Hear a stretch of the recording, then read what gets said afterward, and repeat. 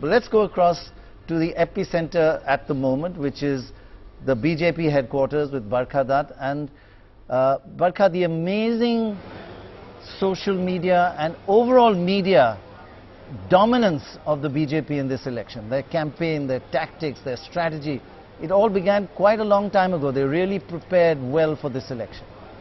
Absolutely, Pranoy. I'm standing, in fact, here at the media center that the BJP has set up for correspondence. And in many ways, if this election has been compared to an American-style presidential election because of how individual-centric it became, how much of it focused on Narendra Modi as the issue, in many ways, this media center is also modeled on the American style of campaigning, down to a spin room, by the way. That's what the Americans call it. That's what the BJP is calling it, informally at least, where messaging is being monitored every 30 minutes. I think in many ways this captures why the BJP's communication has certainly indisputably been so much more successful than the Congress campaign, using technology, using holograms, using social media. And I have here with me, Pranoy, somebody we haven't seen on camera in this campaign, but I can tell you that he is the one who's responsible for putting this campaign together.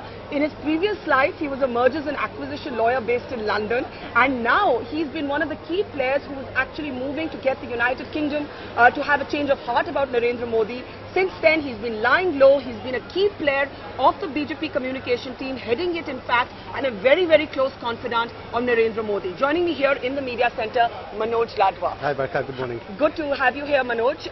Reminds me of the American campaigns that I've covered. There's a spin room here. Does this capture really what you and your team had in mind when you said you've got to get your messaging right? Absolutely. We wanted to make sure that the messages of hope and of change and of the leadership of Narendra Modi were articulated and amplified in the best possible manner. And this is the result of that. Whether you call it an American-style campaign, I'd slightly differ. It's different from the Indian elections. I'd call it a modern Indian campaign. A modern Indian campaign. And this is the start of a new generation of how elections will be fought in the future. What's happening in the spin room? The only place I've heard that term used is in America. We're keeping an eye on NDTV. Only NDTV? Only NDTV. We promise to not disappoint. But more seriously, Manoj, the use of social media and technology. The Congress admitting too late to wake up to it. A near dominance till Arvind Kejriwal gave you a run for your money, at least on social media. I'm not talking about in the real world, but on social media it seemed like the fight was between the two, the two parties. At what stage did Modi himself realize that social media was going to be key? I think social media for Mr. Modi has been something that has been part and parcel of his communications approach to the country. He spoke over about many it in years. his final blog as well. And it's been right from the time he became Chief Minister. Since then you've seen that Mr. Modi has very effectively used social media, and I suppose he's the only politician in the country, and the first politician in the country that recognized the power of social media. The BJP one is coming in from Karnataka and from Andhra and Telangana. Karnataka, BJP won. Andhra still to come in, but Karnataka, the first lead is coming in, but it's a seat that was already held by the BJP last time. So no change. No real indication. Okay, that's it for now. Back to you, Barkha.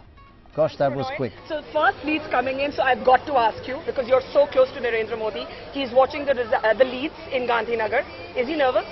He's a very patient, a very calm and a very determined person. It's very high stakes for him. Is it a do or die moment for him? No, I think it's a moment of anticipation and a moment that the whole country and indeed the whole world are looking at India. And I think it's a celebration. And we should not take that away from this campaign. Are you nervous as the head of his communication team? No, I think we're all quietly waiting in anticipation for the results. Let's see how the day pans out. Tell me a little bit about how you got the United Kingdom and the European Union at large to, you were seen as one of those people who worked hard for that to happen. Was that a struggle in the campaign to get the world to look at Modi differently? No, I think there was more of a realization within the United Kingdom and within the European Union that change is coming to India and that Narendra Modi represents that change, but is also a person that they can do business with. And I think that was the key element of it. The rest of it is just detail. So you would describe Mr. Modi's mood in what language right now, since you're the communications expert? Calm, determined.